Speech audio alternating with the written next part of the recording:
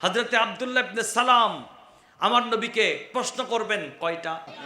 উনি বলেন, আমি যে প্রশ্নগুলো করব এই প্রশ্নগুলো যদি নবী হয়ে থাকেন তাহলে যে উত্তর দিতে পারবে, আর যদি নবী না হয় তাহলে কখনো উত্তর দিতে পারবে না। এবার আব্দুল্লাহ ইবনে সালাম রাদিয়াল্লাহু তাআলা এবার আমার নবীকে প্রশ্ন করা শুরু করলেন।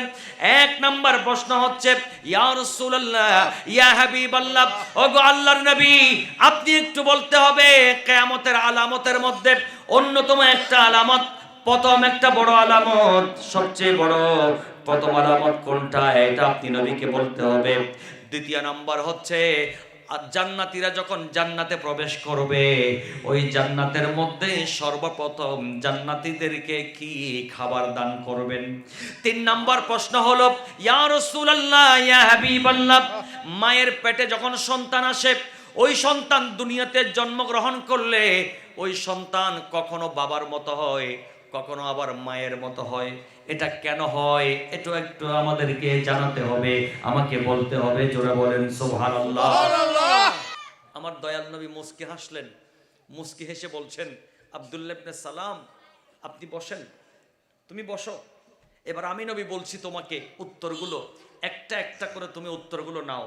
এক নাম্বার, তুমি যে বলছো কিয়ামতের আগে আগে সর্বপ্রথম বড় আলামতের মধ্যে একটি আলামত বলার জন্য সর্বপ্রথম আমি নবী বলছি, বিশ্বের পূর্ব প্রান্তে এক মহা অগ্নিস্ফুলিঙ্গ, এক বিশাল অগ্নিকাণ্ড হবে।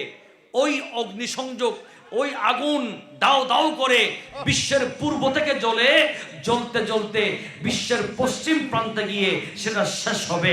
এটা হবে কিয়ামতের বড় আলামতের মধ্যে সর্বপ্রথম একটি আলামত। এটা জোরে বলুন না সুবহানাল্লাহ।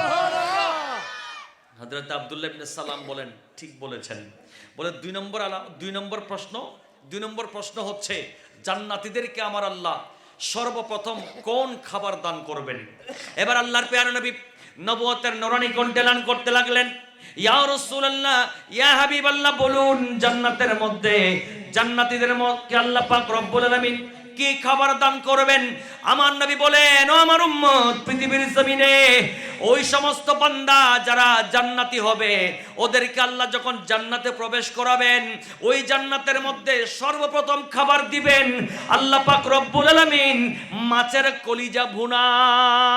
সুবহানাল্লাহ। একটু বড় করে বলতে হবে সুবহানাল্লাহ। সুবহানাল্লাহ। কিসের বুনা? মাছের কলিজা। মাছের কলিজা বুনা। আমার নবী শুধু মাছের কলিজা বুনা বলে শেষ করেন নাই, রাসূল আরবি সাল্লাল্লাহু আলাইহি ওয়াসাল্লাম ওই মাছ কোন মাছ, ওই মাছের নাম কি সেটাও আমার নবী বলে দিয়েছেন।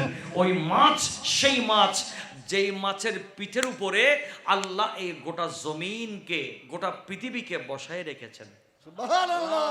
নবীজি আরো বলেছেন, ওই মাছের নাম হচ্ছে নুন। নুন ওয়াও নুন, ওই মাছের নাম হচ্ছে নুন। ওই মাছের কলিজা বুনা দিয়ে জান্নাতীদেরকে আল্লাহ সর্বপ্রথম মেহমানদারি করবেন। এটা জোরে বলেন না সুবহানাল্লাহ। আব্দুল্লাহ ইবনে সালাম বলেন, এটা দ্বিতীয় নম্বর প্রশ্নের উত্তর পেয়ে গেছি নবী গো, এটাও ঠিক আছে। তিন নম্বরে এবার আব্দুল্লাহ ইবনে সালাম বলেন, ইয়া রাসূলুল্লাহ, সন্তান কখনো বাবার মতো হয়, সন্তান কখনো মায়ের মতো হয়, এটার কারণটা কি একটু আমাদেরকে বলুন। এবার আল্লাহর নবী বলেন, ও আব্দুল্লাহ ইবনে সালাম, শোনো শোনো, আল্লাহ পাক রব্বুল আলামিন যখন স্বামী স্ত্রীর মিলনের পরে যখন দুইজনের বীর্য রহিমের মধ্যে, বাচ্চাদানির মধ্যে এক জায়গায় গিয়ে একত্রিত হয়, সেখানে যার বীর্যটা উপরে উঠে যায়, বাবার বীর্য যদি উপরে উঠে যায় তখন সন্তান বাবার চেহারার মতো হয়। আর যদি মায়ের বীর্য যদি বাবার বীর্যের উপরে উঠে যায় তাহলে সন্তান মায়ের চেহারার মতো হয়। এত জোরে বলেন সুবহানাল্লাহ। আব্দুল্লাহ ইবনে সালাম বলেন, ইয়া রাসূলুল্লাহ, এটাও আপনার উত্তর ঠিক হয়েছে। তখন আমার নবীকে আব্দুল্লাহ ইবনে সালাম বলেন, ইয়া রাসূলুল্লাহ, ইয়া হাবিবাল্লাহ, ওগো আল্লাহর নবী, পৃথিবীর জমিনে এই প্রশ্নগুলোর উত্তর আর কেউ দিতে পারবে না, একমাত্র আল্লাহর নবী দিতে পারবেন। আমি আব্দুল্লাহ ইবনে সালাম সাক্ষ্য দিচ্ছি, আপনি সত্য নবী, আপনি সত্য নবী, আপনি সত্য নবী। ইয়া রাসূলুল্লাহ, আপনি আমাকে আপনার জবান মোবারকে আপনি নূরানি জবান পড়াইয়া দেন, লা ইলাহা ইল্লাল্লাহ ইল্লাল্লাহু মুহাম্মাদুর রাসূলুল্লাহ সাল্লাল্লাহু তাআলা আলাইহি ওয়াসাল্লাম।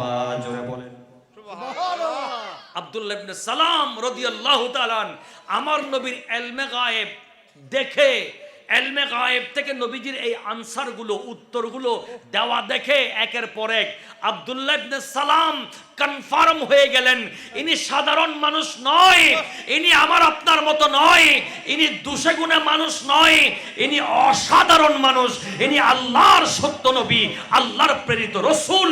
এজন্য আমি আব্দুল্লাহ ইবনে সালাম আমার দয়াল নবীর নূরানি হাতে কালেমা পড়ে মুসলমান হয়ে গেছি। চিৎকার দিয়ে বলেন সুবহানাল্লাহ। তাহলে আমাদের নবীকে ইলমে গায়েব দিয়েছেন কে? নবীকে গায়েবের ইলম দান করেছেন কে?